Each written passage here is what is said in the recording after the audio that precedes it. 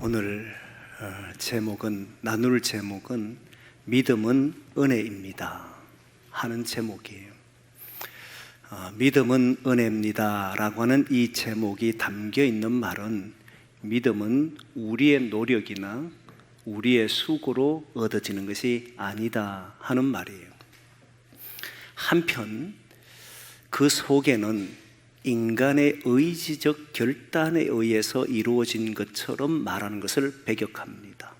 무슨 말이냐면, 사실 우리가 누군가를 믿는다라고 할 때는 우리가 가진 결단이에요. 그 사람을 믿는다, 그가 보여준 어떤 행동들, 그가 들려주는 말들을 우리가 들으면서 나는 그걸 믿겠다, 이렇게 결단 것처럼 보입니다. 하지만 주님에 대한 믿음은 우리의 의지와는 상관없고, 이것을 주님을 믿을 수 있는 믿음은 오직 주님께서 우리에게 선물을 주셔야, 믿음이라고 하는 선물을 주셔야만 믿을 수 있어요. 2000년 전에 일어났던 사건, 십자가 지신 일들, 우리를 위하여서 구원하시기 위해서 그 고난받은 길을 걸으셨던 것들, 부활을 일으켰던 이런 모든 내용이 2000년 전에 일어난 사건임에도 불구하고 나는 그것을 믿습니다 하는 것은 우리가 의지적으로 가지려고 해도 되지가 않는 겁니다. 그래서 주님이 우리에게 은혜를 베풀어 주셔야 우리가 믿을 수 있다, 그렇게 되는 거예요. 근데 오늘 이 본문에 나오는 말씀에서 왜 믿음은 은혜입니다 라고 하는 제목을 정했냐면, 오늘 본문 27절에 보면 아볼로가 아가야로 가려고 하는데 형제들이 아볼로를 격려하면서 그리고 자기 제자들에게 편지를 써서 보내주는데, 그때 받는 사람들에게 나온 이야기가 은혜로 말미암아 믿은 자에게, 이렇게 나와요. 아볼로가 가서 은혜로 말미암아 믿은 자에게 많은 유익이 되니, 이렇게 나옵니다. 그러니까 지금 편지를 쓴 대상이 누구냐면, 또 아볼로가 가서 사람을 만났는데 그 만난 사람이 누구냐면 은혜로 말미암아 믿은 자들이다, 이렇게 말한. 근데 오늘 본문에서 은혜로 말미암아 믿은 자라고 하는 이 표현이 왜 나오는지를 말씀을 나누려고 하는 겁니다. 오늘 본문에 있는 말씀을 이해하려면 그 앞부분에 어떤 사건이 있었는지를 보셔야 되는데, 바울은 이제 2차 전도 여행을 마무리합니다. 바울이 복음을 전하는 건 총 3차례 합니다. 3차례 하는데 그 중에 에베소 지역 거쳐서 다시 수리아 안디옥 오는 이 18장, 사도행전 18장이 2차 전도여행 마무리하고 3차 전도여행이 시작되는 본문이에요. 그런 내용이 있는 곳이 사도행전 18장 내용입니다. 바울이 고린도 사역을 다 마치고 1년 8개월의 삶을 마치고 난 이후에 이제 수리아 안디옥으로 자신을 파송했던 곳으로 돌아가려고 합니다. 돌아가는 과정에서 갱그리아라고 하는 지역에 도착하는데, 그 갱그리아 지역에 도착해서 머리를 깎는 일을 합니다. 왜 머리를 깎느냐라고 성경은 이야기하는데, 그가 서원을 했기 때문이다, 이렇게 나와요. 서원을 했다는 겁니다. 그런데 여러분, 이 서원하는데 왜 머리를 깎은 서원을 했을까? 서원하는데 머리 깎는 서원을 했는 거잖아요.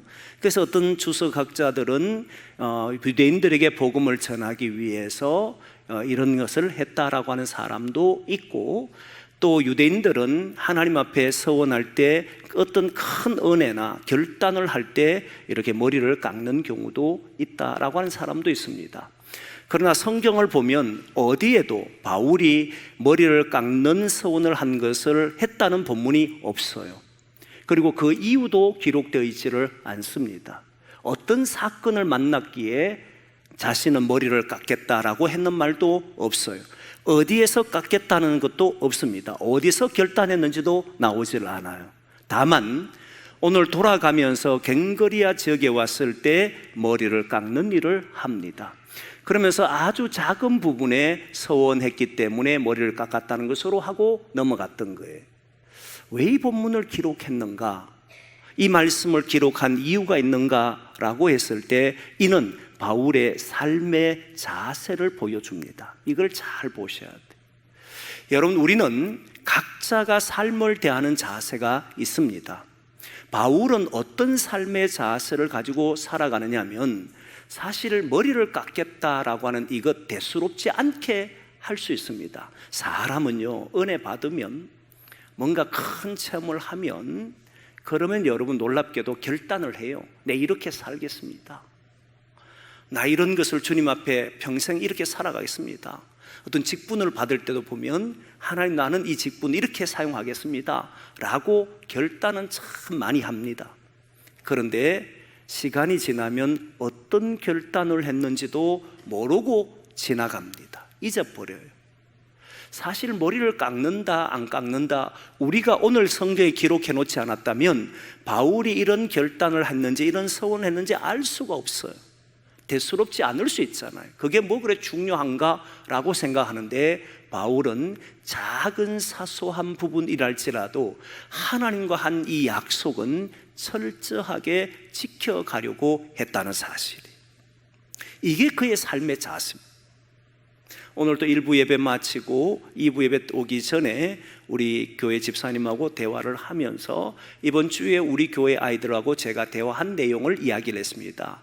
뭐냐면 강제와 자율이라고 하는, 강제로 키우는지 자율로 키우는지 어느 것이 더 맞는지에 대한 이야기를 초등학생들하고 대화를 했습니다. 뭐 그런 이야기 중요한 것이 아니고 그 이야기 속에서 약속에 대한 이야기를 하면서 자녀들은 부모가 한 약속을 지켜주기를 원하잖아요. 그런데 자녀들은 부모에게 한 약속을 대수롭지 않게 생각하고 살아갑니다. 그게 삶의 자세가 돼버리면 어른이 돼도 그렇게 살아가는 거예요. 근데 바울의 삶의 자세는 언제나 하나님 중심으로 합니다. 하나님과 맺은 약속, 하나님이 신실하시기에 그도 하나님 앞에 신실함을 보입니다. 머리를 깎든 깎지 않든 그게 큰 이슈가 될 문제는 아니었음에도, 그는 언제 한 약속인지도 우리에게 말하지 않음에도 그는 돌아가면서 2차 전도여행을 마무리하면서 그는 머리를 깎는 행위를 합니다. 이 말은 그의 모든 삶의 자세가 작은 한 부분도 주님과 주님에게 한 약속들을 지키며 사는 사람이었다는 것을 보여주는 거예요. 그리고 여러분 보면 그게 맞는지가 바로 이어서 드러나는데, 그가 겐거리아를 떠나서 에베소라고 하는 지역에 도착합니다. 그런데 에베소 지역에 도착해서 회당에 들어가서 복음을 전하니까 그 회당에서 듣던 사람들이 좀 더 오래 머물러 달라고 그 부탁을 드려요. 바울 여기에 좀 더 오래 있었고 우리를 위해서 말씀 좀 해달라 부탁을 하는데, 바울은 나는 즉시 돌아간다고 돌아갑니다. 그러면서 하나님의 뜻이라면 다시 너희들에게 올 것이다, 그 이야기를 해요. 이 말은 바울의 삶 자체가 하나님의 뜻을 이루기 위해, 하나님의 뜻을 나타내기 위해 하나님의 뜻에 맞는 삶을 살려고 했다는 것을 알 수가 있습니다. 언제나 그는 자신의 생각도 있고 자신의 마음도 있고 자기가 결정하는 삶도 있을 텐데, 그것보다 항상 맨 앞에 있었던 것이 하나님의 뜻이라면, 하나님에게 나는 신실한 삶을 보인다라고 하는 이 삶을 보여주는 거예요. 하나님의 뜻이라면 나는 다시 돌아올 겁니다. 모든 것이 하나님 중심으로 살아. 요셉도 보면 하나님이 자기에게 준 뜻을 가지고 살았고, 하나님 주신 뜻을 가지고 사는 사람들은 자기 삶을 방탕하게 만들지를 않습니다. 언제나 주님 앞에 작은 부분까지도 지키려고 하는 이런 사람이 저는 하나님에게 귀하게 쓰임받는다고 믿습니다. 그런 사람이 저와 여러분 되기를 소망합니다. 그리고 돌아오고 난 이후에 이제 수리아에 돌아와서 몇 날을 지나고 난 이후 다시 갑니다. 이게 3차 전도행이 시작된 거예요.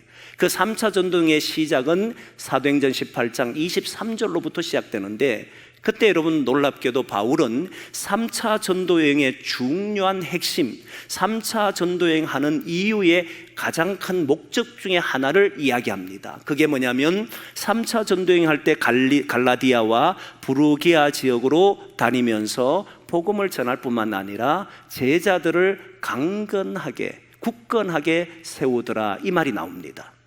바울이 3차 전도여행 중에 가장 중심에 둔 핵심 중에 하나가 제자들을 굳건하게 세운 일을 했다는 겁니다. 왜 제자들을 굳건하게 세운 일을 3차 전도여행의 중요한 하나의 주제로 삼느냐라고 하면, 바울은 지금까지 복음을 전하면서 예수만이 우리의 구원자며 예수가 우리의 삶에 자유를 주고 모든 것이 된다, 모든 삶에서 벗어나는 것은 예수로 된다는 걸 이야기했습니다. 그리고 많은 지역의 사람들과 대화를 했고, 그리고 복음을 했는데 거기에서 믿는 사람이 늘어났습니다. 그런데 여러분, 놀랍게도 그들이 굳건하게 서지를 못했던 겁니다. 여러분, 신앙생활 하면서 이런 경우가 있지 않습니까? 여러분 보면 신앙을 좀 더 굳건하게, 내게 있는 믿음이 좀 더 튼튼하게 흔들리지 않을 정도로 할 수는 없을까? 이런 고민을 하는 사람들이 있어요. 저는 최근에 신방을 하면서 한 분에게 이야기를 들었는데, 이분이 이렇게 이야기하는 거예요. 자기가 전도한 사람이 지금까지 교회를 잘 온다는 거예요. 전도한 사람이 지금까지 교회에 잘 오니까 그게 너무 감사하다는 거예요. 중간에 여러 가지 일도 있고 문제 생기면 떠날만 한데도 그러지 않고 끝까지 주님 앞에 와 예배드린 모습을 보고 감동을 한다는 겁니다. 여러분, 누군가의 복음을 전해본 분들은 알잖아요. 복음을 전해본 분들은 그가 끝까지 예수 믿었으면 좋겠는데, 그런데 중간에 흔들리는 사람이 너무 많잖아요. 그때마다 마음이 아프고 괴롭잖아요. 그러면 여러분, 왜 이들은 흔들릴까? 바울은 왜 3차 전도를 하면서 굳건하게 세운 일을 하려고 했을까라고 했을 때, 여러분, 사람이 흔들린 이유는, 저는 이번에 다시 한번 생각해 봤는데, 사람이 흔들린 이유, 믿음이 흔들리는 은혜 때문입니다. 은혜 때문에 믿음이 흔들린다는 이야기를 들어본 적 있습니까? 여러분, 왜 은혜 때문에 흔들리냐면, 처음에 출발할 때 믿음은 은혜입니다라고 말했잖아요. 은혜는 우리의 노력이나 우리의 수고로 얻어지는 것이 아니다, 믿음은 이렇게 이야기했잖아요. 사람은요, 저도 부모님에게 교육받을 때, 어른들에게 교육받을 때 들었던 이야기가, 고생하고 수고하고 죽을 고비를 넘기고 얻은 것은 함부로 대하지 않는다. 쉽게 얻은 것은 내 것이 아니다. 공짜로 얻은 것은 결코 내 것이 되지 않는다. 이 말을 참 많이 들었어요. 은혜는 여러분 공짜잖아요. 우리가 믿는 것은 주님의 선물이잖아요. 그러다 보니 이게 귀한 줄을 잘 몰라요. 이게 얼마나 소중한지를 경험해보지를 못한 거예요. 내가 죽을 고비를 넘기고 정말 괴로운 시간들을 지나면서 하나님이 나를 거기에서 건져주셨다면, 그러면 거기에서 믿음이 생겼다면 흔들리지 않을 텐데, 은혜는 너무나도 쉽게 우리에게 왔고, 우리 너무나 쉽게 믿기 시작하니까 그 믿음이 현실 앞에 부딪혔을 때, 강력한 현실 앞에 부딪혔을 때 많은 이들이 넘어지잖아요. 그래서 은혜 때문에 넘어질 수도 있구나. 그러면 어떻게 해야 되는가? 바울은 복음을 전하고 2차 전도행을 전하고 와서 다시 3차 전도행을 전하면서 그 받은 은혜들, 하나님 주신 믿음에 따른 은혜들, 그 은혜에 따른 믿음들을 가지고 어떻게 하면 다시 이들을 굳건하게 세울까를 고민하게 되고, 이 3차 전도행의 중요한 하나의 주제로 은혜로 받은 믿음을 굳건하게 세우는 일을 하려고 했다는 사실이에요. 저는 교회가 해야 될 일이, 성도들이 해야 될 일이 여기에 있다고 생각합니다. 믿음을 가지고 주님 앞에 찾아왔습니다. 그러나 교회 안에 살아보면 다양한 문제가 일어납니다. 그리고 현실 앞에 우리가 믿음을 가지고 살아가더라도 문제들이, 여러 가지 일들이 생겨납니다. 그럴 때 그 문제 앞에서도 흔들리지 않는 믿음을 가지게 하는 것을 우리는 양육이라고 말합니다. 양육해야 하는 거예요. 이게 교회의 사명입니다. 교회는 어떤 곳이냐? 하나님의 은혜를 받는 곳이요, 동시에 하나님의 사람으로 굳건하게 그 믿음을 가지도록 흔들리지 않도록 만들어가는 곳이 교회라고 하는 사실을 저는 믿습니다. 교회는 다른 곳이 아니에요. 성도들이 모여서 함께 지나면서 대화하고 그 속에서 함께 받은 은혜를 가지고 말씀 나눌 때 그 말씀 속에 오시는 하나님의 뜻을 깨닫고 그리고 그 속에서 굳건해지는 신앙인으로 살아가도록 하는 겁니다. 저는 예전에 30대에 부부를 만났는데 그 부부는 60대 부부였습니다. 그때 저는 그 두 분이 나이가 많다고 생각을 했습니다. 30대 되니까 60대 되면 나이가 많은 것처럼 느껴지잖아요. 근데 요즘 제가 60이 가까우니까 60이 나이가 많은 게 아니에요. 아주 젊구나 이런 생각을 굉장히 많이 합니다. 사실 그렇더라고요. 근데 그때 30대에 보니까 그 두 분은 연세가 있는 분이었어요. 근데 이 두 분의 이야기를 해도 전혀 무방한 것이 그 두 분은 마지막의 고백이 얼마나 아름다운지 모릅니다. 이분은요, 남편이 안수집사였고 아내가 권사였습니다. 근데 안수집사지만 그러나 젊었을 때부터 이제 결혼하고도 항상 보면 회사 사업을 했는데 집에 올 때까지 술집이란 술집을 다 거치고 와야 돼. 10군데라면 10군데 다 거치고 와야 돼. 그러니까 아내는 괴롭기가 그지없었어요. 너무너무 괴로운 거예요. 그래서 그 얼굴빛은 항상 어두웠어요. 예수 믿으면서도 기쁨이 없었어요. 그런데 두 사람이 신앙생활을 하잖아요. 신앙의 대화를 했지 않겠습니까? 여러분, 다투었을 것 같아요? 더 믿음이 굳건해졌을 것 같아요?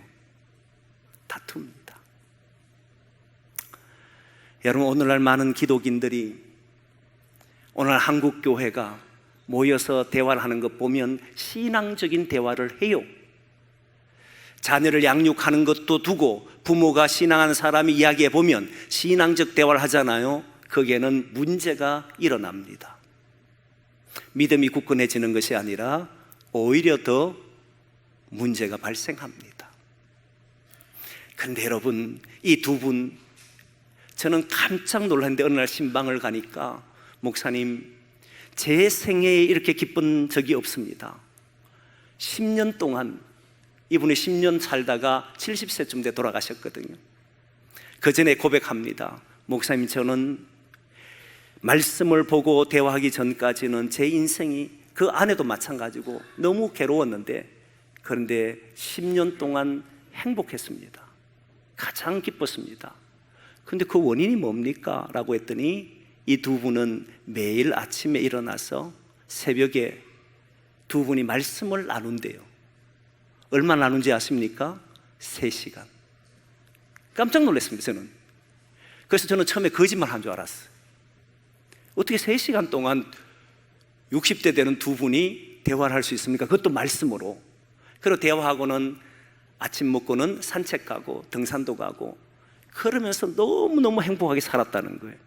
그리고 마지막 남편이 돌아가시고 난 뒤에 제가 장례식에 갔더니 그 아내가 하는 이야기가, 목사님, 내 남편과 10년 살아온 세월 중에 이 10년이 그도 가장 행복했고 나도 가장 행복한 시간을 보냈습니다. 그 원인이 뭐냐면 두 분이 말씀을 가지고 우리가 어떻게 하면 이 말씀대로 살아갈 수 있을까? 하나님의 뜻이 무엇일까? 하나님의 생각이 무엇일까를 가지고 대화를 했다는 거예요. 평상시의 대화는 내가 오랫동안 교회를 다녔는데 이래 살아야 되지 않느냐? 이건 이래야 되지 않느냐? 끊임없이 지시하고 명령하고 자기의 생각을 강요하고 그랬는데 두 사람이 말씀 앞에 딱 엎드리고 하나님의 뜻이 무엇인가? 우리는 어떻게 살아야 되는 것인가?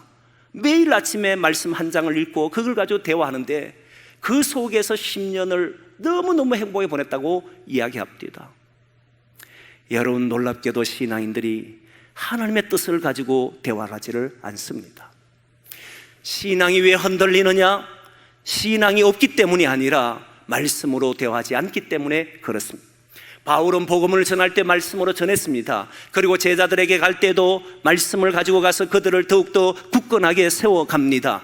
그들의 기적과 이적을 일으키면서 굳건하게 세운 게 아니에요. 하나님의 말씀을 가지고 주의 도를 가지고 그들을 만났고, 그리고 그 말씀 속에 설 때 제자들은 굳건하게 서갔다는 거예요. 신앙은 어떻게 양육받느냐 하면 자기의 생각을 강요하는 것이 아니라 말씀 앞에 누구든지, 저도 여러분도 엎드려야 되고 모든 사람이 주의 말씀 앞에서 주의 뜻을 이루기 위해 살아갈 때, 그때 저는 신앙이 흔들리지 않는 사람이 되는 줄 믿습니다. 그게 맞는가? 오늘 본문이 그것을 증언합니다. 오늘 본문은 에베소에서 아볼로라고 하는 사람이 등장합니다. 여러분, 지금 바울이 전도 여행을 떠나고 있는 중이잖아요. 그럼 바울이 에베소에서 그리고 아볼로를 만났다, 그 이야기를 기록할 것 같은데, 아직 바울을 만나기 전에 아볼로에 대한 이야기가 오늘 본문에 기록되어 있습니다. 아볼로는 어떤 사람이냐? 알렉산드리아 출신으로서 유대인이었다. 그런데 그는 언변이 뛰어난 사람이었다. 그리고 성경에 능통한 자였다 라고 이야기합니다. 그리고 그가 에베소에 왔을 때에, 그리고 회당에 들어가서 많은 사람들에게 예수의 도를 너무 잘 알기 때문에, 성경에 능통한 자이기 때문에 예수의 도를 전하였다라고 이야기합니다. 그런데 그 자리에 누가 있었냐면 아굴라와 브리스길라, 바울을 위해서 목숨을 걸었던 아굴라와 브리스길라가 그 자리에 있으면서 그의 이야기를 듣습니다. 그런데 그의 이야기를 듣는 속에 그가 뭔가 부족한 게 있어요. 요한의 세례는 아는데 성령이 주시는 세례를 몰라요. 그리고 그가 가르친 도에는 뭔가 부족한 점이 있습니다. 그럼 보통 그 자리에서 네가 모른다, 제대로 알지 못하지 않느냐, 네가 전하는 것이 완벽하지 않다라고 말할 수 있음에도 불구하고 아굴라와 브리스길라는 그를 데리고 나와서 주의 도에 대해서 더 자세하게, 이미 이 사람은 주의 도에 대해서 알고 있는 사람입니다. 그리고 능통한 자입니다. 성경에 능통하지만, 그러나 아굴라와 브리스길라는 이 아볼로를 향하여서 같이 성경을 더 깊이 알려고, 서로가 서로 대화하려고 애를 썼던 흔적이 보이잖아요. 하나님의 말씀으로 서로의 부족함을 채워주잖아요. 그러니까 그 다음에 나오는 것이 아볼로가 아가야로 가려고 합니다. 이 아가야 지방은 바울이 가서 복음을 전했음에도 불구하고 많은 사람 믿지 않아서 실망하고 낙담했던 그런 지역이요, 고린도 지역이라고 하는 그곳에서 자신을 고발하는 일들이 일어났던 지역이잖아요. 그런데 여러분, 놀랍게도 그 형제들이 아볼로가 그 지역을 향해 갈 때, 고린도 아가야 지역을 향해 갈 때 서로 격려하고, 이 말이 나오잖아요. 격려했단 말이에요. 네 모르구나, 아직 예수를 잘 모르구나, 어떻게 성령의 세례도 모르는 네가 예수를 믿는다고 말할 수 있느냐, 이렇게 말하지를 않았다는 거예요. 서로가 성경을 가지고 다시 대화하고 성경 속에 하나님 뜻이 뭔지를 찾고 하니까 무슨 일이 벌어지냐면 서로 격려하더라 나오잖아. 여러분 아시잖아요. 자기가 가지고 있는 신앙관이 뚜렷한 사람, 성경을 가지고 대화하는 것이 아니라 자신이 가지고 있는 신념 가지고 대화하는 사람, 여러분 격려하지를 못합니다. 가르치고 지시하고 명령합니다. 그러나 하나님 말씀 가지고 엎드려서 같이 고민하는 사람, 서로에게 답을 찾고 서로가 서로에게 격려하며 위로하며 삽니다. 그리고 아볼로는 마침내 아가야 지역으로 갑니다. 거기에서 은혜로 말미암아 믿은 성도들에게, 믿은 자에게 많은 유익을 끼치더라, 이 말이 나와요. 예수 그리스도를 믿음으로, 은혜로 말미암아 믿은 자들입니다. 그러나 아직 굳건하게 서가지를 못해요. 왜 그런 믿음을 가졌냐 말하는 게 아닙니다. 많은 유익을 주는 자더라. 여러분, 이 사람이 어떤 유익을 줬습니까? 돈을 줬습니까? 삶의 형편을 달라지게 했습니까? 아니잖아요. 어떤 유익을 줬는지는 기록에 나오지 않지만 그는 오늘 본문에 보니까 회당에 들어가서 많은 유대인들과 이야기를 하는데, 말을 하는데 유대인들의 말을 이기더라라고 하는 표현이 나와요. 여러분, 이들은 예수 믿었음에도 불구하고, 믿음으로 은혜로 말미암아 믿었는데도 불구하고 여전히 연약한 채로 살았던 것을 알 수 있습니다. 유대인의 말을 이기지 못했던 걸 알 수 있습니다. 그런데 아볼로는 말이 뛰어나서, 언변이 뛰어나서, 그리고 성경에 능통하여서 이들 이긴 것이 아니라, 여러분 보십시오. 말씀을 가지고 하나님의 뜻을 찾고, 그리고 격려하고, 하나님의 뜻을 가지고 서로 굳건하게 하려고 하고, 지시 명령하고 야단치고 서로 붙어서 난리나, 이런 것이 아니잖아요. 그랬을 때 여러분 누가 이길 것 같습니까? 교회 안에 여러분 보십시오. 실제로 자기의 가지고 있는 주장하는 바가 뚜렷하고 자신의 생각하는 신앙이 자라온 그 삶을 가지고 말하고 행동하는 사람들이, 자기의 주장이 뚜렷하여 강하게 나오는 사람들이 그 사람들의 말이 이긴다고 생각합니까? 아니요. 주님처럼 아버지의 뜻을 이루기 위해서 걸어가는 사람, 그를 십자가에 못 박아도 그들은 이겨낼 수가 없었고, 바울도 복음을 전할 때 그를 고발하는 사람들이 수없이 많아도 그들을 이겨낼 수가 없었습니다. 그리고 아볼로가 가서 많은 사람이 유익을 주며 사니까, 오히려 많은 사람을 격려하며 살고 오히려 유익 주며 사니까, 유대인들이 아무리 좋은 말을 했고 아무리 뛰어난 말을 했다 할지라도 아볼로를 이길 수가 없더라는 거예요.